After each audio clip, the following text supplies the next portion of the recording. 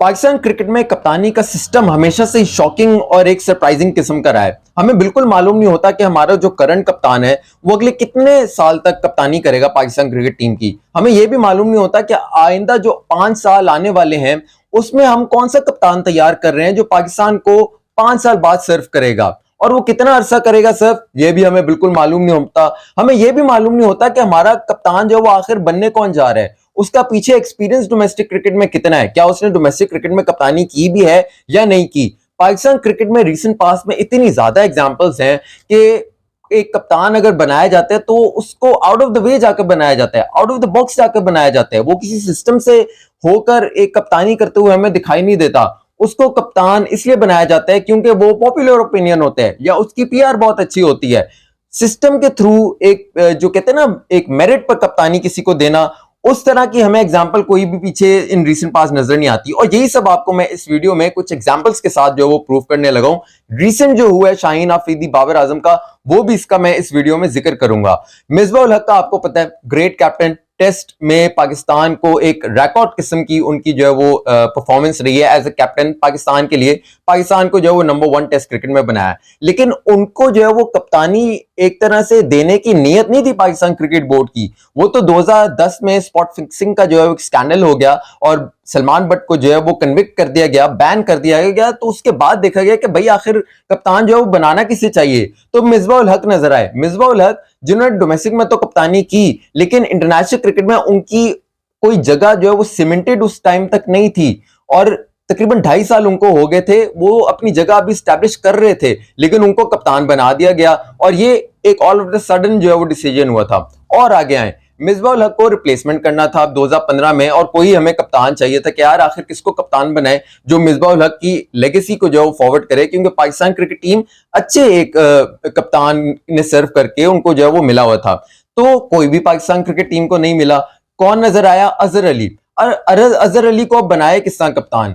अजहर अली का ओडीआई में कमबैक करवाकर उनको कप्तानी दी गई। अब ये आप सिस्टम देख लें कि एक खिलाड़ी जिसकी ओडीआई में जगह नहीं बनती थी, जो प्लान्स में था ही नहीं, लेकिन उसको कमबैक कराया गया सिर्फ इसलिए क्योंकि हमारे पास कोई कप्तान जो नजर नहीं आ रहा था। और उसका खमियाजा क्या हुआ, उसका रिजल्ट क्या हुआ कि अजहर अली की जो वो पुअर परफॉर्मेंस रही, बांग्लादेश में पाकिस्तान ने जो है वो व्हाइट वॉश खाया ओडीआई में। उसके बाद एक सिस्टम के थ्रू हमें एक बनता दिखाई दिया कप्तान जो आया एक सिस्टम के थ्रू, जिसने under 19 grass root club cricket first class हर जगह जो है वो कप्तानी की, और पाकिस्तान को जो है वो एक्चुअली कप्तान जो है वो मिला। सरफराज अहमद की मैं बात कर रहा हूं। और उसका रिजल्ट क्या हुआ, जब आपको देखिए सिस्टम के थ्रू जब आप एक कप्तान बनाते हैं ना तो उसका फिर रिजल्ट भी नजर आता है। वो कप्तान जल्द जो है वो अपने आप को एब्जॉर्ब कर लेता है, उस टीम के साथ अपना कॉम्बिनेशन बना लेता है, क्योंकि उसके लिए ये नॉर्मल चीज होती है कप्तानी करना, क्योंकि उसने डोमेस्टिक क्रिकेट में कप्तानी की होती है। चैंपियंस ट्रॉफी 2017 पाकिस्तान को सरफराज अहमद ने जिताकर दिखाई, लेकिन वो एक सीरीज उनकी खराब गई। उनका हालांकि ट्रैक रिकॉर्ड अच्छा था, टी20 में 11 टी20 सीरीज लगातार वो जीते थे। एक सीरीज हार गए श्रीलंका से घर में, उनको साइडलाइन कर दिया गया, और ऐसा साइडलाइन किया गया कि उनके कैरियर पर जो वो सवालिया निशान लग गया था कि यार आखिर अब ये पाकिस्तान क्रिकेट टीम की तरफ से खेलेंगे भी, कमबैक क्या कर पाएंगे, या इनको रिटायरमेंट ले लेनी चाहिए। ये सिस्टम पाकिस्तान का था। अब मैं रिसेंट पास पे आ जाता हूं, आपको एग्जांपल बताता हूं कि बाबर आजम शाहीन अफरीदी का ये जो सारा एक ड्रामा हुआ था, उसमें क्या जो है हम सिस्टम को खंगालते हैं कि यार इसमें जो है वो क्या फ्लॉज हमें नजर आ रहे हैं। अब आप ये देखें 2023 में जो वर्ल्ड कप था, बाबर आजम को हटाया गया कप्तानी से, गलत हटाया गया, उनको नहीं हटाना चाहिए था।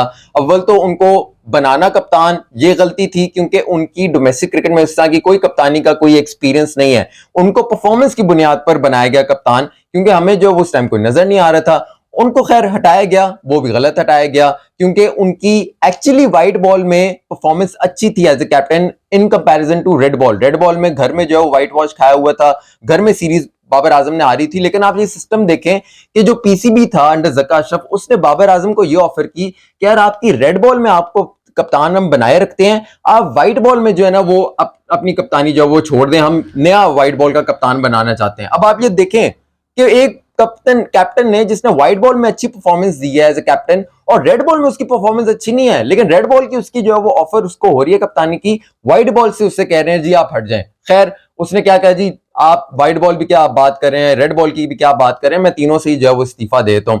उसने इस्तीफा दे दिया। अब आगे देखें कि क्या हुआ।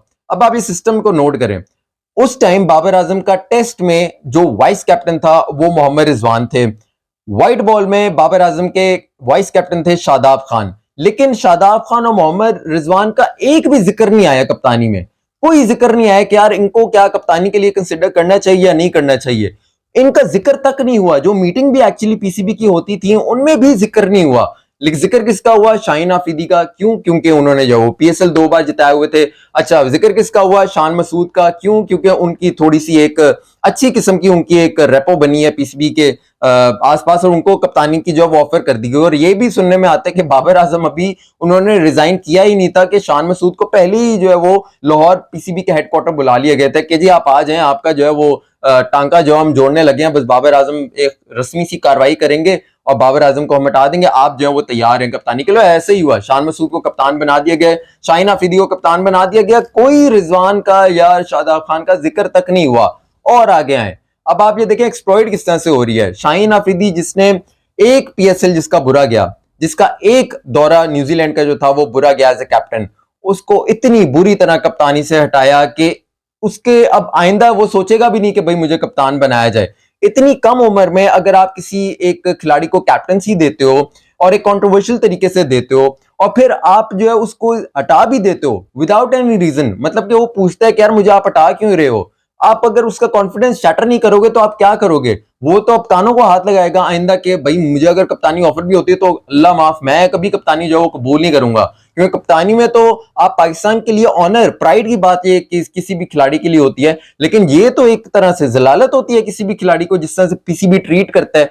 अब शाहीन आफरीदी को हटाया, बाबर आजम को दोबारा कप्तान बना दिया गया। अब आप ये देखिए बाबर आजम ने जो है वो अपनी कंडीशन ये रखी थी कि मैं तीनों फॉर्मेट की कप्तानी करूंगा, लेकिन जब उनको दोबारा ऑफर हुई तो उन्होंने थोड़ा सा कॉम्प्रोमाइज कर लिया, रेड बॉल की छोड़ दी, व्हाइट बॉल के जो वो कप्तान बन गए। तो अब आप ये सिस्टम को देखें कि हम किस तरफ जा रहे हैं। और आपको मैं जो एक बात बताऊं कि जो हमारा एक खिलाड़ी जो एक सिस्टम से आया है, जिसको शायद आपने कभी जिक्र भी नहीं किया होगा कप्तानी के हवाले से, उसके हवाले से, उस वो एक्चुअली प्योर डोमेस्टिक में एज ए कैप्टनसी प्रोडक्ट है पाकिस्तान का, जिसका कोई नाम तक नहीं लेता। सऊद शकील की मैं बात कर रहा हूं, under 16 club cricket first class PTV की डोमेस्टिक क्रिकेट में चैंपियन बनाया, पाकिस्तान शाहीन्स की, पाकिस्तान ए की कप्तानी की, एशिया कप में इमर्जिंग पाकिस्तान की जो कप्तानी की, लेकिन उसका कोई नाम तक नहीं लेता। क्यों? क्योंकि उसकी पीआर अच्छी नहीं है, उसकी जो मीडिया में इतनी हाइप नहीं है, वो सोशल मीडिया इतना जो यूज नहीं करता, ना उसको कोई फ्रेंचाइज बैक करती है, ना पीसीबी में उसके कोई टांका इस तरह के जुड़े हुए, मेरिट पे वो इस तरह से ऊपर को आया और अपनी टीम में उसने जगह बनाई है। लेकिन जो एक कैप्टनसी का प्रोडक्ट है जिसको बनाया है पीसीबी ने कि यार ये आइंदा हमारा जो कप्तान हो सकता है, लेकिन कोई उसका जिक्र नहीं होता। क्यों? क्योंकि पाकिस्तान क्रिकेट बोर्ड में सब कुछ पीआर से चलता है, सब कुछ मीडिया के जो एक प्रेशर होता है चंद सहाफियों का, उस पर पाकिस्तान क्रिकेट बोर्ड रन करता है। तो अगर ये पाकिस्तान क्रिकेट बोर्ड का सिस्टम रहेगा कैप्टनसी के हवाले से, तो फिर अल्लाह ही हाफिज है, हमें कोई सिस्टम नहीं चाहिए। हम आउट ऑफ द वे जाकर हमें बस सरप्राइजेस मिला करेंगे, उठेंगे तो कोई और कैप्टन होगा, सोएंगे तो उसके बाद जो कुछ और कप्तानी हमें जो कोई भी नाम जो नजर आएगा। तो ये हमारा सिस्टम है। अपनी फीडबैक से जरूर आगाह रखिएगा। अरफा फिरोजकी को इजाजत दीजिए। अल्लाह हाफिज।